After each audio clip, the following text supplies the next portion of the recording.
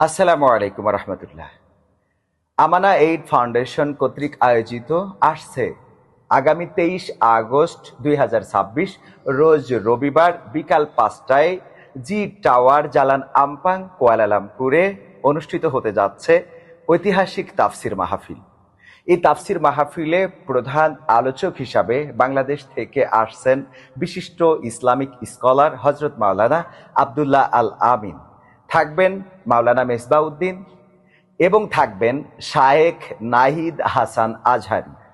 এবং এই মাহফিলটিতে সভাপতিত্ব করবেন বিশিষ্ট ব্যবসায়ী, দিন দরদি মানুষ, দাতক সেরি হাজি মোহাম্মদ হাসান আলী। আর এই প্রোগ্রামে আকর্ষণ হিসাবে আমি কবির বিন সামাদ থাকছি আপনাদের সাথে। হ্যাঁ, আপনাদের এখানে আসতে হলে যে কাজটা করতে হবে, আমাদের এই ভিডিওর কমেন্টে দেওয়া লিঙ্কে অবশ্যই রেজিস্ট্রেশন করতে হবে। বলে রাখি, এখানে পর্যাপ্ত গাড়ি পার্কিং এর সুব্যবস্থা আছে এবং আপনারা সবান্ধবেই আসতে পারবেন। এখানে রাত্রে ডিনারের ব্যবস্থা আছে।